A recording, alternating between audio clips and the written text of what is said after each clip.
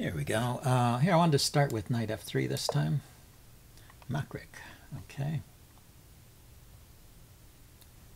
Haven't played that for a while, and sometimes this can transpose into a Catalan type of position. Okay, if Makrik responds here. There he goes. So let's just continue with the fianchetto. He goes with e5. Oh. Okay, so let's play d3 here to stop the pawn from coming forward. And we'll get kind of a reverse dragon setup. But it's more like a closed Sicilian because he went with e3 rather than, he went with d6 rather than d5. Interesting. Okay. So I can play with either c4 or e4. But I think I'm going for c4, maybe b3, bishop b2, knight to c3, that kind of setup. So we'll start with c4. So we got some influence over these light squares in the center. I think Black's development looks pretty sound as well. He just stopped the pin. I don't know if that was really necessary, so maybe there's one slow move that Black has made, but I don't think anything bad has happened. Now his pieces along this diagonal are loose. The bishop is loose, I guess. So there may be tactics here. Like, suppose I played b4 and he took it. Then I could play like knight takes e5, and his bishop is hanging. Takes the knight, I take the bishop. Takes the bishop. I need to have some good move with the knight, and I don't. Yeah, okay, so the tactic doesn't work. So let's build up with a3 and b4.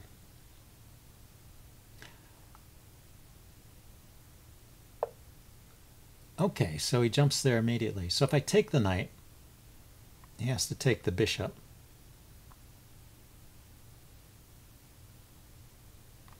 And then once again I can move my knight, or I can take the bishop back and he takes my knight. Leaves me with a slightly better pawn structure. So knight takes knight, bishop takes bishop, king takes bishop, pawn takes knight. This knight moves and he defends the pawn on d4. So maybe this knight doesn't have any good squares after that. There are other ways to handle it. If I do nothing, he takes, I take, he takes, I take. I think that's worse for me. So let's go ahead and take it. Oh, he didn't take the bishop. He took here, which is interesting. So his bishop is hanging and my knight is hanging. But after this, I can save the bishop. He has to take the knight. This bishop is a good piece, and I win a pawn.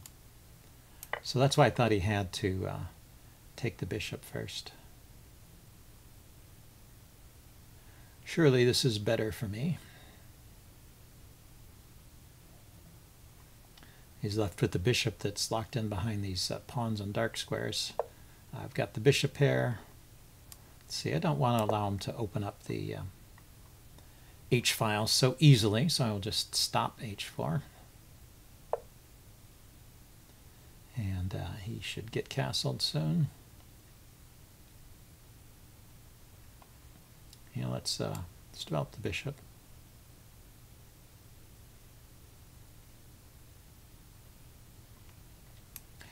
Well, before I do that, I'm just wondering about this check. How does he respond to it? I guess he brings the knight back. Yeah, maybe this is useful. Put that bishop on a square inside his camp. Maybe make him feel a little uncomfortable there.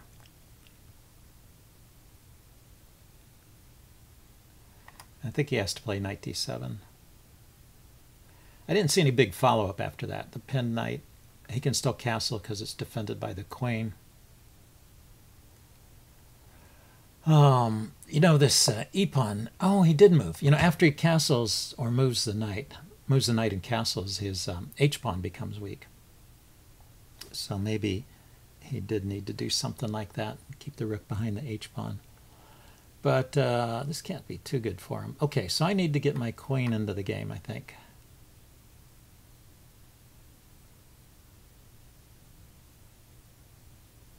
So maybe just push that e-pawn forward. The bishop can retreat back along this diagonal, but it seems like a good piece just standing there. My queen can come out to f3, or I could push the f-pawn forward first and then bring the queen out. Okay, so he did bring his knight back. And maybe the knight is going to go to this square to harass my bishop, so let's go ahead and play d4. Take all those squares in the center.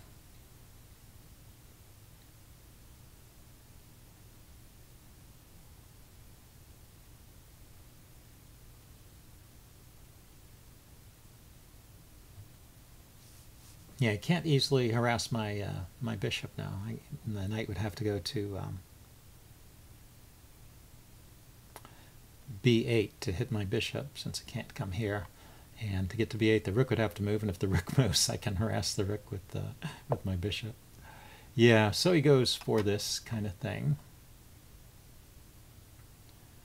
I take, he takes, I take, queen takes, and his queen comes out here, and he's got the potential on the H file, so let's be a little careful.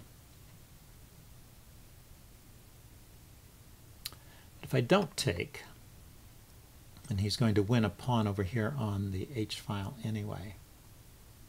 So let's take with the bishop, get my last piece into the game,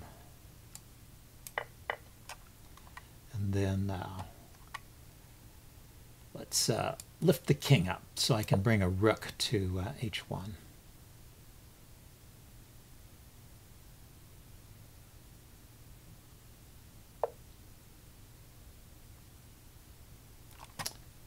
Okay, let's go ahead and put the rook there immediately. The rook is the knight. The knight was hitting my e-pawn, but it's defended by my bishop. Yeah, so he does that.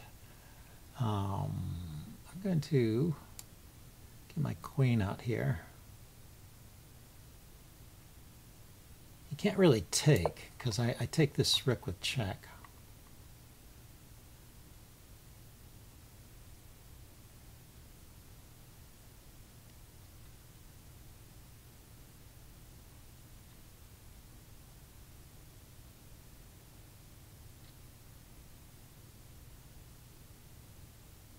I mean, just loses the piece. The pawn is pinned here. He can push forward with check. I'll take it.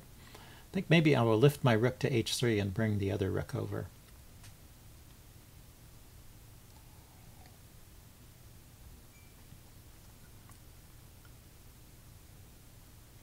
Another thing I'm thinking about is playing e5 here. That actually sacrifices a pawn.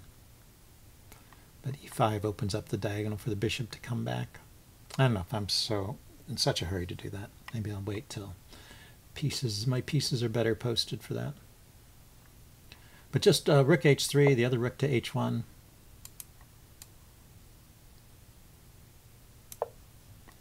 And should be good.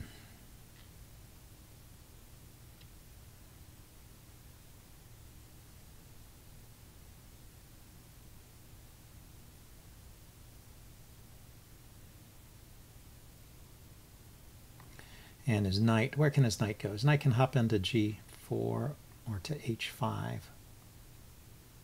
And knight h5 is interesting because it puts more pressure on the g-pawn here.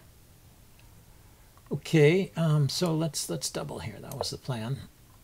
So I'm threatening rook takes. Rook takes, rook takes. He can't take with the queen and exploit the pin, because there is no pin when the queen takes, unless he moves his king out of the way. So he maybe he's thinking of king f8 as his plan here. Then after that, I will probably play something like e5 here, try and distract the queen. Get my bishop a line back over to the king side here. Yeah, he did that. Okay, I can also just go here with the queen. Where is his queen going?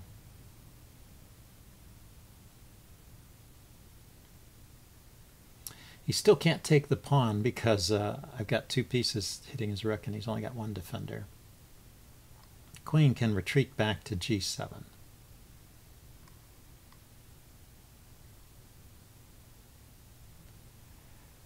I still like this. If he retreats, then I can push e5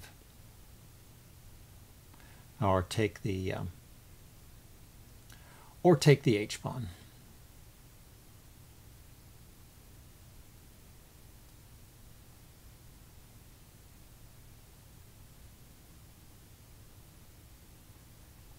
So let's see if he can come up with something here. It's kind of an interesting position. There maybe is something.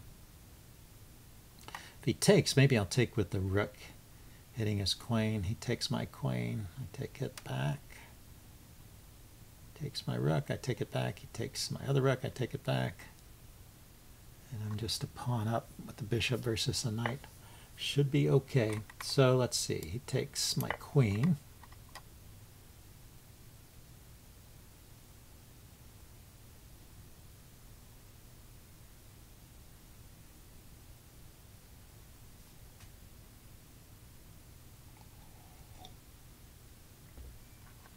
And yeah, so he can't take the pawn now. This is securely pinned, and I'm threatening just to take that h pawn.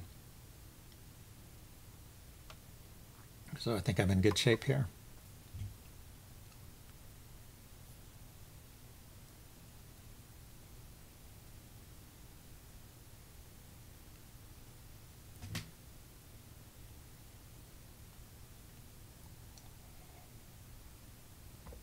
Well, if this works out, it seems like it's a good example of defending against an attack. I mean, he had some good attacking ideas. He got all his pieces into the attack. I had to find some defensive moves. But I had just too much control of the center and enough pieces around my king. I just did not believe it that this attack should be worth anything. So should I bother defending that pawn? I can't actually defend it, can I? Can I? Well, I could defend it with the... no, I can't defend it. The bishop gets taken. So let's get rid of one of these rooks.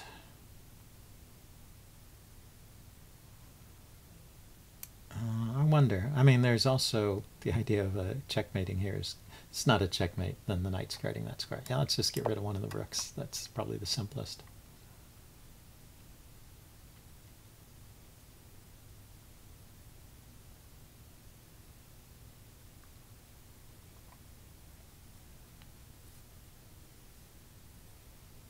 So it's two pawns against one over here on the king's side, and bishop versus a knight.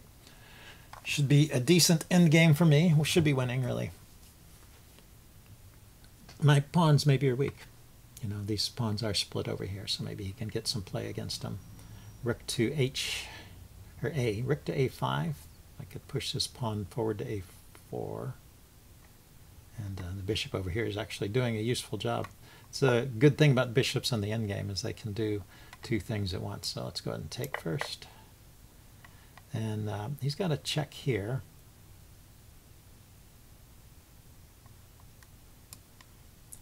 So let's play it this way.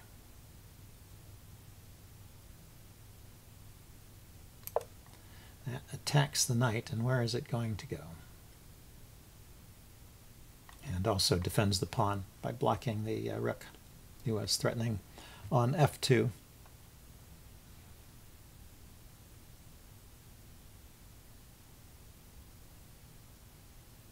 So I think bishop to d7 was an interesting move with that skewer idea. But I think he could have just taken here with check and gotten out of it somehow.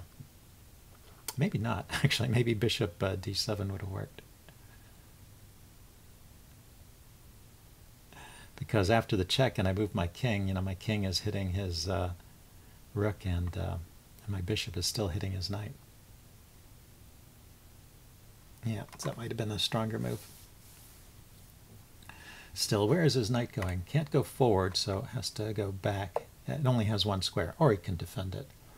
So I can still harass the knight.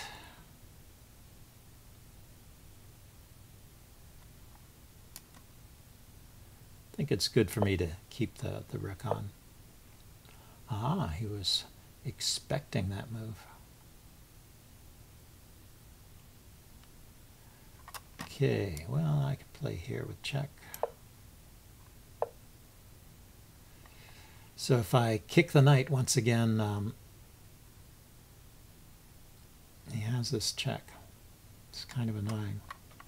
Kind of annoying. Okay, if I go here with the knight, with my king, how about just getting away from the pin on the G file there? A pawn is covering this square. Okay, so now he goes after my bishop here. Let's go after this pawn. That was one of the ideas here.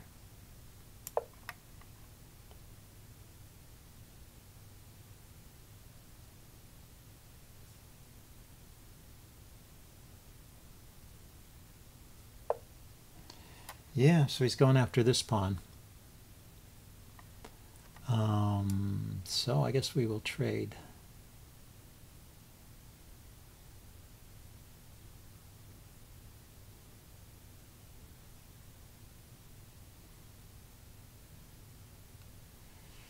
Yeah, it's a bit unfortunate. Well, if he takes right away, I can take, but he can actually defend that pawn with this king.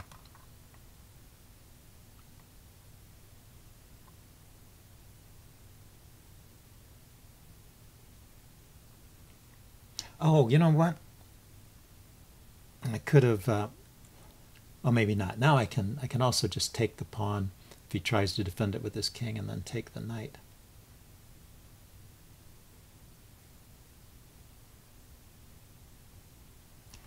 Say king up, bishop takes. Yeah, so he just goes that way. Okay, so let's take here. Stay a pawn up, and we'll get this bishop versus knight, and also have two passed pawns over here, which should be even stronger. Or he could retreat his rook. Maybe he's looking for where to retreat to. Have a check here, and then I could defend the bishop.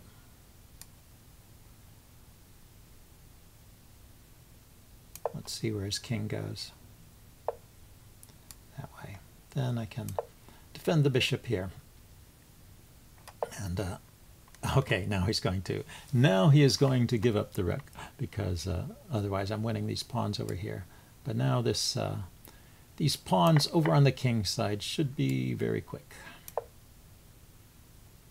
So his knight can hop around and maybe take some of my pawns over here. Let's see, knight up, he has a check there. King up, he has a check here. That's okay. King over here, he has a check there. That's okay. Then let's push. You know, I do have to be careful here. 1, 2, 3, 4. And then his king is in the way. 1, 2, 3, 4, 5. So I have 5 moves. 1, 2, 3 comes with check. And then his king goes in front, and then I step over here. Can't really get his king off of that square. So what should I do here? I need both pawns. Yeah, my pawns are just a little bit slower. Here's what I should do. I should take this pawn. So as to eliminate the threat over here on the queen side. And then push these pawns.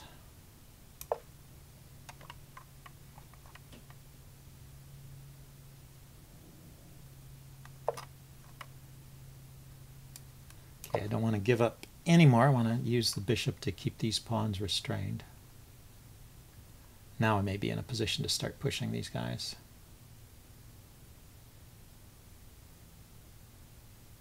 Well, he's keeping it interesting till the very end. Yeah, I'm going to let that run for a little bit.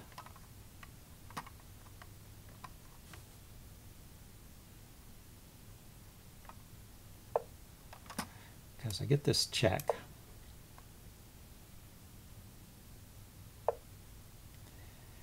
And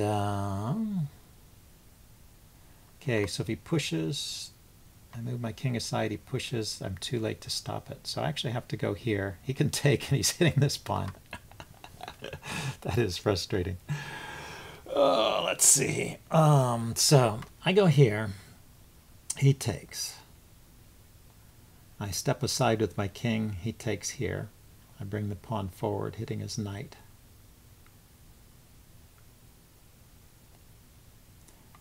I go here. He takes. I pin the knight.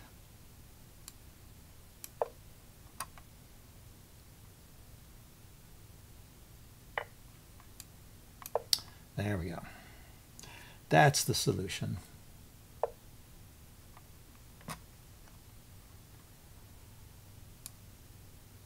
Okay, so let's start moving these pawns forward.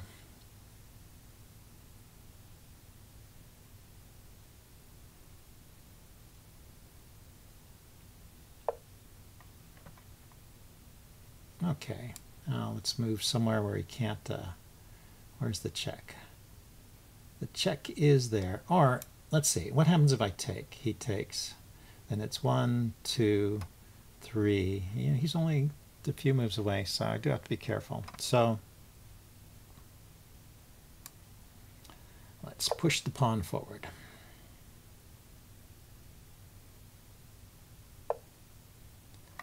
And then step forward with the king.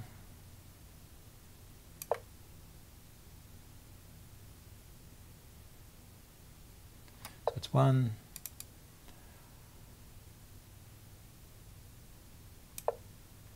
1, 2, 3 now, but this one comes with check. So yeah, let's go ahead and take here. 1,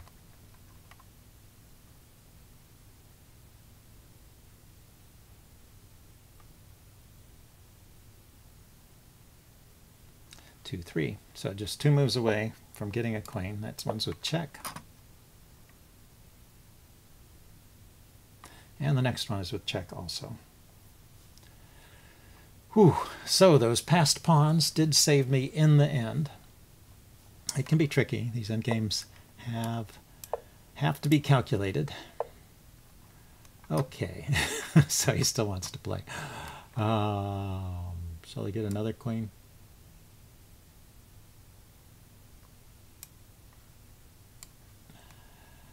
Maybe I'll just take this pawn.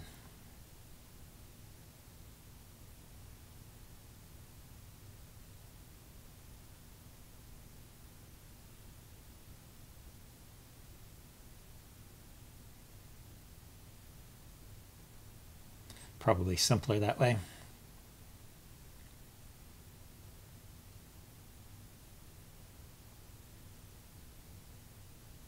Okay, looks like he's running out of time. Anyway, interesting game. I will upload this into a postmortem and see you guys later.